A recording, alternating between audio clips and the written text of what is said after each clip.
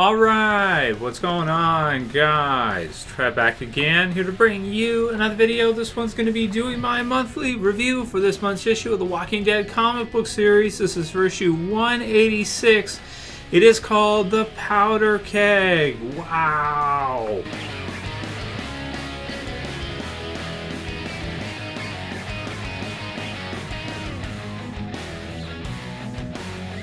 And major spoiler warning, if you guys have not read this issue of the Walking Dead comic book series yet, you gotta read this one, guys. I don't want to be the one to spoil this one for you. This one was unbelievable. It came from absolutely out of nowhere. I'm just reading it through, and I felt like I had some idea of where things were going or what was kind of forming up here and what was happening.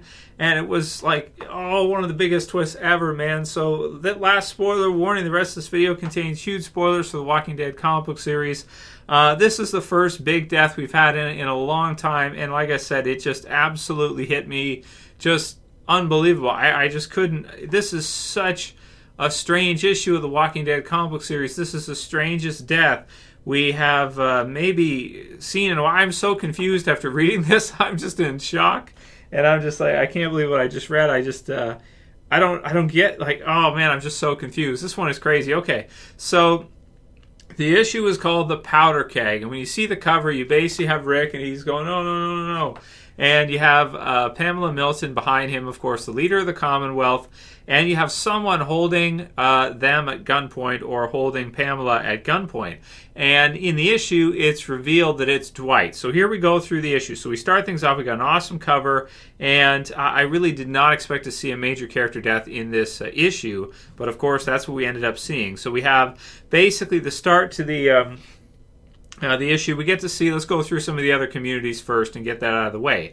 So we have Josh, who's sitting with Sophia, who, of course, in the comic series version, Sophia is kind of lonely right now. She's at the hilltop, but Carl is with Lydia, and maybe Sophia is jealous of that because her and Carl kind of go way back, and she's just not, maybe Carl's not taking the hint, or she's feeling rejected because Carl chose to go with Lydia and never really looked at their relationship as anything more than a friendship, and Sophia may have, right? So you have Josh, who's a new, a teenage type of character at the hilltop who kind of comes up to her and, is talking with her, that kind of thing. And Carl kind of gives him sitting down with her, and Carl gives her the thumbs up, like, yeah, go for it, there you go.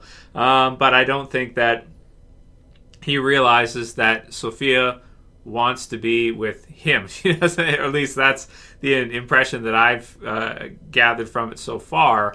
And, of course, is probably jealous that he's with Lydia. So I'm really liking to see how all that is kind of forming here. And, it kind of saddens me that when I think about, and I try not to talk about the TV series too much here because I know I do that a lot with regards to the comics, but I always read the comics and I think ahead and I think, man, this will be cool to see these parts adapted from the comics eventually in the TV series if we get here, like if we get far enough.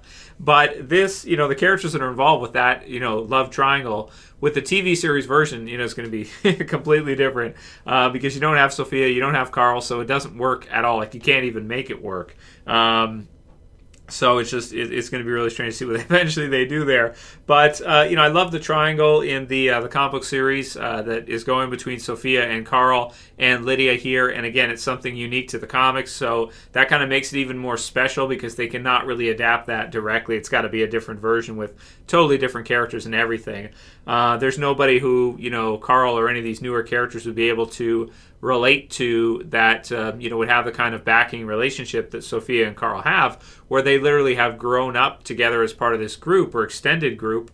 Sometimes, they'll be in different places like Alexandria or Hilltop. They'll be spread out a little bit, but they basically grew up together in the zombie apocalypse, which is really cool to see. So I think that Sophia thinks they share kind of a special bond, but Carl doesn't see it. He kind of sees it more as a friendship type of deal, maybe because of that as well, too. So, I love to see what's going on with that, and I am looking forward to the issue, hopefully soon, when she maybe confesses her feelings to him, or she lets him know, she spells it out for him that she doesn't really want, that she wants to be with him, and with whatever's going to happen with that because he's with Lydia. Love triangle for Carl, which I'm really looking forward to that. So that's great stuff. So I don't want to skip over that. It's awesome stuff. I love that stuff. There's also a part with Magna and Heath in here too, who she's just basically telling them that she wants to step up security because Rick and the others are gone, so she wants them to be on basically high alert or red alert in case anything happens, and not to be dopey or slacked because Rick and the others are not there. And of course, as what we've seen just happen in the Commonwealth, they're going to be on high. They're going to need to be on high alert because this is crazy shit right here, right? So then we have, so you've got Rick. Okay, so we've got the Dwight and Laura part here as well, too, as Dwight is kind of, Laura's kind of getting mad at him because she knows that he's playing with fire, and maybe he doesn't realize, the situation and how serious it is, or he's just in the type of situation where he sees that as people are risking their lives all the time, and what he would be doing is risking his life for the people against a tyrannical type of character in the way he views Pamela, in a similar fashion to the way he viewed Negan. So we have him who, he's not wrong, he seems to be on the right side here, but Laura's like, you're putting yourself in danger, everything like this, and she's basically trying to tell him, not to do this because they just let him out, this kind of thing, and so she's worried about him, as any, woman would be, if they're close to a man like that. And he is putting himself kind of in harm's way. So then we have Rick with Michonne. So they're talking it through. He's trying to understand. He's trying to get Michonne's take on this matter because she's been there. She's been at the Commonwealth. He trusts her. He confides in her.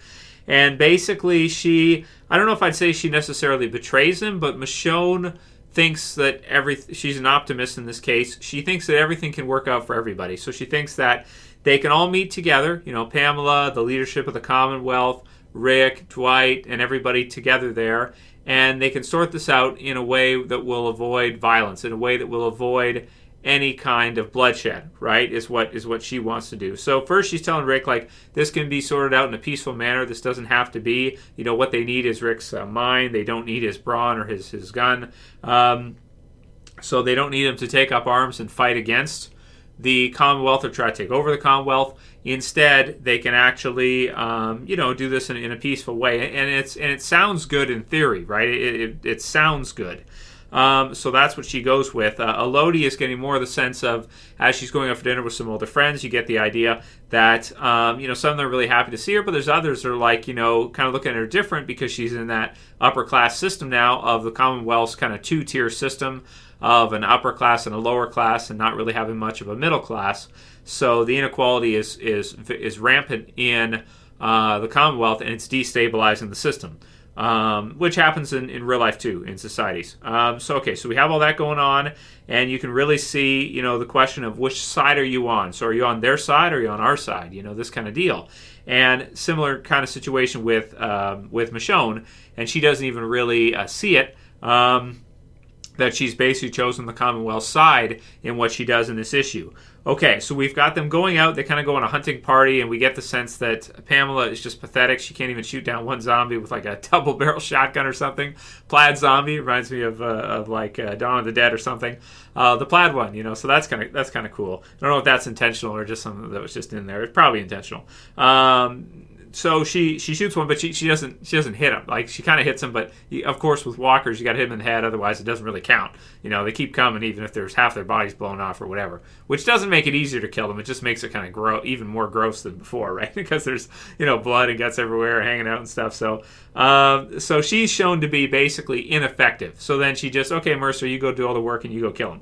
So Mercer goes in there and no one helps him, and he's just hacking up and slashing all of these walkers, a whole bunch of the walkers. He has to kill them all himself because nobody is willing to help him, or she just sends him in like a dog. Just, okay, you go do all the work and go kill a whole bunch of them.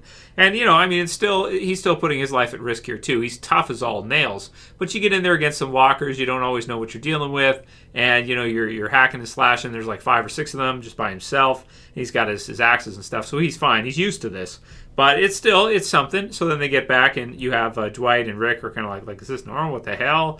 They're just seeing this extreme show of weakness from her personally in terms of what she can do. And, it not being fair that she's got this Mercer, this basically is like her lapdog. Just go get him, Mercer. You do all the work, and I'll just do nothing, right? So not leading, the opposite of leading by example, leading by, I don't know, do as I say, not as I do. So a bit of hypocrisy in the leadership there. Einstein said, I think, that leading by example is not the best way to lead. It's the only way to lead, right? So you have her doing kind of the opposite, which is like, they all raise eyebrows. So Dwight loses even more respect for her here, I think.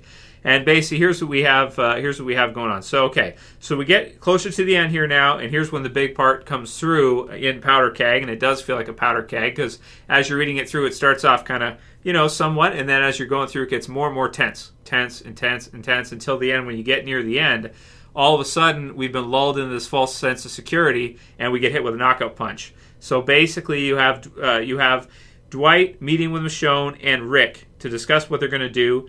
And Michonne reveals that she has told Pamela they're going to meet there, and Pamela's there. So Pamela barges in with a couple of armed guards and wants to arrest Dwight for conspiring against her. Dwight pulls out his gun on her because he's already been arrested once. At this point here, he's saying that all they know is power. All people like her and Negan, all they understand is power. So he shows power. He pulls out his gun and points it at her head and says he's going to blow her head off, so we get the cover. So the cover image comes into play in this one, which I liked as well too, because they don't always fit perfectly. Sometimes there's something on the cover that you don't see in the issue. So we see that here, and then basically, just like the cover would show, which I didn't expect to see. So this is hard for me to say, but if you guys read the issue, you got to read it. You got to see what it was. And if you haven't, I highly suggest you do, because here it comes. So Dwight's got Pamela at gunpoint. He's basically, not going to play ball, and Michonne has basically screwed him and told her about this possible coup that he wants to do and Mercer wants to do, but Rick is not in on and Michonne's not in on. And pretty much Dwight would probably need Rick's go-ahead to do this, and Rick is just really confused about this, about the fact that Michonne has basically invited Pamela in here. And then what happens is Dwight refuses to put the gun down and is deciding whether or not he will shoot Pamela. Maybe he will, and if he does, will the guards do anything about it, or will the guards just put their guns down? Because you have this system where you have these people that are there, but nobody really likes them, the upper class, the elite, and then at the same time, you have Mercer, who's the head of the military, who's on Dwight's side, so you get this powder keg just ready to blow, and so it does. But in the opposite way to what we would have thought. What I was thinking was going to happen as I'm reading this through is he's going to shoot her right now. That's it. She's dead. He's going to kill her right now. And of course, as things go through, Rick doesn't get in front of him. But super huge twist here. In order to avoid another war, in order to stay faithful to Pamela, who he sees as maybe a wounded animal or helpless, because she kind of is. You see her there. You see a lot of weakness there. You kind of feel sorry for her. And the fact that she's female, too. Buys into your male protective drives, right? Okay, so to protect. And, we don't know if Rick is interested in her in relationship-wise. It doesn't seem to be the case. But there's still, it's still probably more difficult to kill a female than a male, right? Or to see someone else kill a female than a male. So we can mix that in there with our decision tree logic here. So you've got that there. And you've got Michonne, who is obviously on Rick's side and always has been. So she's there as well, too. So Rick makes a decision, which is the strangest decision, maybe ever. But then again, Dwight was the savior and all this. So him and Rick have had some problems. And him and Rick, they don't necessarily go back. But I thought they were good. I thought they were tight because Dwight had helped them win the Whisper War and everything like that. Maybe he did win the war. Without him, maybe they would have lost. Who knows? And so we see, because he was, of course, he's had the military, and so we see Rick kill Dwight to stop him from killing Pamela in the side of the head, out of nowhere, right? I'm just so in shock, so just, I can't believe what I just seen, because Dwight, I didn't always like Dwight at first. Of course, he comes in as a hardcore villain. He kills Abraham in the comic book series with a bolt to the head. In the TV series, he kills Denise. They give it to Denise. But, the versions are different, too. The TV series version is totally different from the comics. The comic version is much different. And, of course, I think over time, most of us grow to like Dwight a lot. I even have a comic book series version Dwight action figure. I do like Dwight a lot. I think he's great at this point. And he's a bit more, to me, he seems a bit more vicious and a bit more tied to his values than Rick does at this point. He really sees this as Pamela is in the wrong here for keeping her people down and basically lording over them. And you see it. It's like, yeah, you agree with Dwight. It's true. She is. But is this the right way to go? So in order to try to stop any kind of war from breaking out here against the Commonwealth, Rick, I suppose, makes the decision to kill Dwight. Of course, you have Laura there at the end who's crying as Dwight is dead and been basically executed. And then Rick kind of questions at the end, did he just join, did he avoid a war? Or did he just join the wrong side in a war? Did he just join the Commonwealth? And of course, Dwight, of course, was the leader of the Saviors, and in the comic book series version, and was a significant, a contributor and member to the joint survivors as a whole. And then, of course, you have Laura, who he could become a martyr here, but will it be against Rick because of this? So I am just so flabbergasted by the ending of this issue. I can't even begin. I can't even process this all. This is really crazy stuff. I would have never expected Rick to pull the trigger on Dwight. I would have expected him to let Dwight kill Pamela first, and then maybe go to Mercer and tell him that we're gonna take control here and we're gonna switch things up, because that's what Mercer wanted to do too. But instead, Rick has gone against that and has actually instead kind of with Michonne and what Michonne's done here too, put him in a situation where he's going against this. It's kind of like he's going against his own people, or the people, in order to protect the kind of elite class at the top.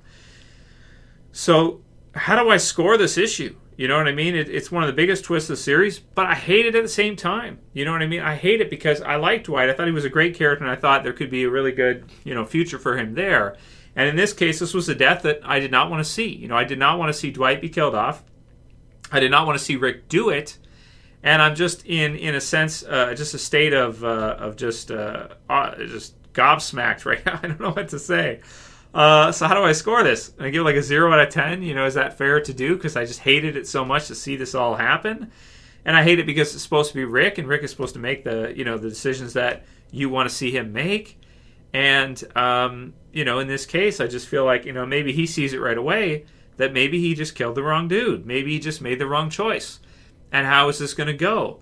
And if he goes to Pamela, or Michonne does, and he tells her, like, Mercer's going to do this and whatever, this is really messed up. This is maybe the first time I think we can say, or at least from my perspective, and everyone's got their own perspective, but based on, my feelings of the issues leading up to this in the Commonwealth, I do feel like Rick has kind of joined the wrong side here. He's executed a man that, again, helped him, maybe handed him the whispers on a silver platter, and, in order to protect a kind of a crooked, corrupt, evil sort of one percenter elite class in this Commonwealth society that do none of the work and reap all of the rewards.